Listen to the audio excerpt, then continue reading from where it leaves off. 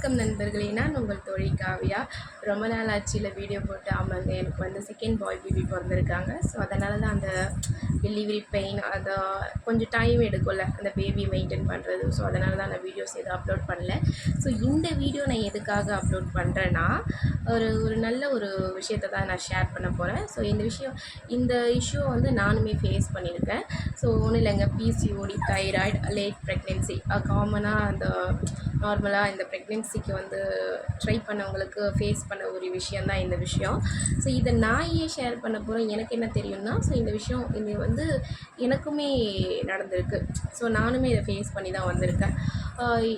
என்ன அப்படின்னா, நான் 2018 எனக்கு மேரேஜ், 2019 ஃபர்ஸ்ட் பாய் பேபி பிறந்தாங்க. ஆஃப்டர் தட் 2024 இப்போ செகண்ட் பாய் பேபி. ஸோ நீங்கள் அந்த கேப்பே பார்க்கலாம், 4 இயர்ஸ் கேப்.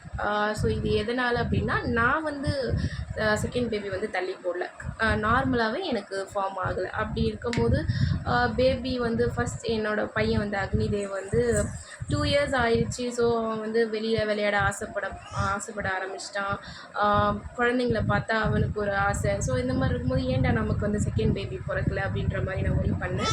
நானுமே டாக்டர்கிட்ட போய் நான் செக் பண்ணேன். அப்போ வந்து அவங்க சொன்னாங்க, அவங்களுக்கு சம் டெஸ்ட் எடுக்கணும். ஸோ தைராய்டு டெஸ்ட், அந்த மாதிரி பிசிஓடி அந்த மாதிரி இருக்குமோன்னு நான் நினைக்கிறேன். ஸோ நீங்கள் அந்த டெஸ்ட் எடுத்துகிட்டு வாங்கன்னு சொல்லி என்னை பயமுறுத்திட்டாங்க. கொஞ்சம் வரியாக தான் இருந்துச்சு, பட் நான் ரொம்ப வரி பண்ணிக்கல. அதை நான் பேலன்ஸ் பண்ணேன். இப்போ வந்து வீட்டில் வந்து நான் வந்து அவங்க சொல்கிறது இவங்க சொல்கிறது எதுவுமே நான் காதில் வாங்கிக்காமல் என்னோடய ஃபுட் கண்ட்ரோலில் நான் வந்து கண்ட்ரோல் பண்ண ஆரம்பித்தேன். ஃபுட் எடுக்கிறத வந்து கண்ட்ரோல் எப்படின்னா, நான் வந்து பேபி பிறந்ததுக்கப்புறம் உங்களுக்கே தெரியும், பேபிக்கு பால் கொடுக்கணும். ஸோ நீங்கள் நல்லா சாப்பிட்டா தான் பேபிக்கு பால் வரும் அப்படின்னு சொல்லிட்டு சொல்லுவாங்க. இது டாக்டர் சொல்ல மாட்டாங்க, நம்ம சுற்றி இருக்கிற ரிலேட்டிவ்ஸ், நம்ம தினம் பார்க்குறவங்க நமக்கு சொல்லுவாங்க. ஸோ நம்மளும் ஃபஸ்ட் பேபியாச்சு, ஸோ நம்ம இதை பண்ணி தான் ஆகணும். நம்ம சாப்பிட்டு ரொம்ப வெயிட் போட்டிருக்கோம், ஓவர் வெயிட்டாக இருப்போம்.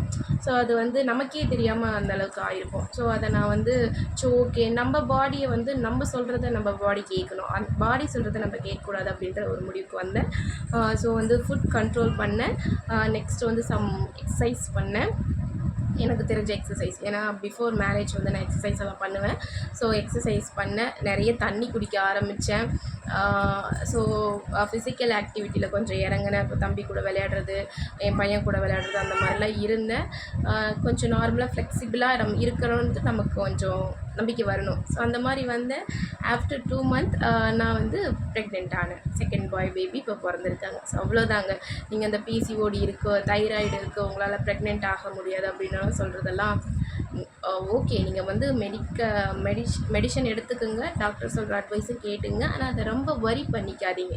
ஏன் நான் இதை சொல்கிறேன்னா, அதை நீங்கள் பாதி மைண்டுக்கு எடுத்துக்கிட்டாலே அதிலே நீங்கள் ஃபுல் ஸ்ட்ரெஸ்டாக இருங்க. மெயினாக நீங்கள் ஸ்ட்ரெஸ் ஆகக்கூடாது, ஸ்ட்ரெயின் ஆகக்கூடாது, ரொம்ப பீஸ்ஃபுல்லாக இருக்கணும், தண்ணி நிறையா குடிக்கணும். ஸோ இந்த விஷயத்தை நீங்கள் ஃபாலோ பண்ணாலே உங்களுக்கு சம் இஷ்யூஸ் வருதுனாலுமே அது நம்மளே கண்ட்ரோல் பண்ணிக்கலாம்.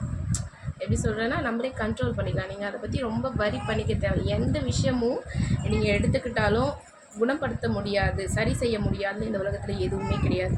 ஒன்று இப்படி இருக்குன்னா அதுக்கு தீர்வு கண்டிப்பாக இருக்கும். ஸ்டார்டிங் இருக்குன்னா எண்டு பாயிண்ட் கண்டிப்பாக இருக்கும். ஸோ நீங்கள் ரொம்ப வரி பண்ணிக்காதீங்க, ரொம்ப ஓவர் திங்கிங் பண்ணிக்காதீங்க. உங்களை நீங்கள் கொஞ்சம் காமாக வச்சுக்க ட்ரை பண்ணுங்கள். இந்த மாதிரி டைமில் இப்போ நம்ம லேட் ப்ரெக்னென்சி ஆகிறோம். ஸோ நமக்கு வந்து சீக்கிரமாக ப்ரெக்னென்ட் ஆகலைனாலே சுற்றி இருக்கிறவங்க 4 பேர் கேட்குறதுலே நமக்கு இன்னும் ரொம்ப ஸ்ட்ரெஸ் ஆகிடுவோம். ஸோ நான் வந்து ஃபஸ்ட் பேபிக்கு சொல்கிறேன், பட் நான் ஃபஸ்ட் பேபி பிறந்ததுக்கப்புறம் செகண்ட் பேபிக்கு என்கிட்ட இந்த மாதிரி நிறைய பேர் கேட்டாங்க. ஸோ அப்படி இருக்கும்போது இதெல்லாம் எப்படி இருக்கும்ன்ட்டு எனக்குமே தெரியும். ஸோ நீங்கள் ஸ்ட்ரெஸ் ஆகிக்காதீங்க, பீஸ்ஃபுல்லாக இருங்க. கண்டிப்பாக குழந்தைன்றது பிறக்காமையே போயிட போகிறதில்ல. ஸோ நம்ம அதுக்கு வந்து நம்ம உடம்புக்கு நம்ம எப்படி ஒத்துழைக்கிறோம், நம்ம உடம்பை வந்து நம்ம எப்படி பார்த்துக்குறோம் அப்படின்றது தான். ஸோ நீங்கள் இந்த விஷயத்த நம்மளோட பார்ட்னருக்கும் நீங்கள் சொல்லுங்கள். அவங்களையும் ஃப்ளெக்சிபிளாக வச்சுக்கோங்க, அவங்களும் ஹைட்ரேட்டாக வச்சுக்கோங்க. அவங்களும் ஸ்ட்ரெஸ் எடுக்க வேண்டாம். அக்கத்து பக்கத்தில் இருக்கவங்க, ஃப்ரெண்ட்ஸ் சர்க்கிள், ஃபேமிலி சர்க்கிள், இவங்கெல்லாம் எதை சொன்னாலும் காதில் வாங்கிக்க வேணாம். நீங்கள் வெளியில் கொஞ்சம் ஜாலியாக போயிட்டு வாங்க, சம் ஏரியாஸை போய் சுற்றி பார்த்துட்டு வாங்க. உங்களுக்குன்ற டைமை நீங்கள் ஒதுக்குங்க. அப்படி இருக்கும்போது ஆண்டவன் வந்து நம்ம படைச்சது வந்து நீ இப்படியே கஷ்டத்தையே அனுபவிச்சிட்ருக்கணும், இந்த மாதிரி குழந்தை இல்லாமல் இருக்கணும், இந்த மாதிரி இஷ்யூஸ் எல்லாம் நீ ஃபேஸ் பண்ணணுன்னெல்லாம் கண்டிப்பாக நமக்கு சொல்லலை. அது வந்து இந்த ஒரு விஷயம் நடக்குதுன்னா நீங்கள் உங்கள் உடம்பை கொஞ்சம் நல்லா பார்த்துக்கணும், உங்கள் உடம்புக்கு நீங்கள் முக்கியத்துவம் கொடுக்கணும் அப்படின்றதுக்காக கூட இதெல்லாம் நடக்கலாம்ல. ஸோ ரொம்ப வரி பண்ணிக்காதீங்க, ஸ்ட்ரெஸ் நிறைய எடுத்துக்காதீங்க. நான் சொன்ன சின்ன சின்ன விஷயத்தை ஃபாலோ பண்ணிக்கணும். ஏன்னா நானுமே ஃபேஸ் பண்ணியிருக்கேன். இப்போ எனக்கு செகண்ட் பேபி பிறந்திருக்காங்க. ஸோ கண்டிப்பாக பேபி பிறக்கும். ஸோ ரொம்ப வரி பண்ணிக்காதீங்க. பிசிஓடி இருக்குது, தைராய்டு இருக்குது, ஓவர் வெயிட்டாக இருக்கும், நிறைய சதை போட்டுருச்சு அப்படின்னாலாம் எந்த வரியும் பண்ணிக்காதீங்க. சும்மா கொஞ்சம் கொஞ்சமாக சம் எக்ஸசைஸ் பண்ணுங்கள், கொஞ்சம் ஆக்டிவாக இருங்க, தண்ணி நிறையா குடிங்க, டயட்டை பேலன்ஸ் பண்ணுங்கள்.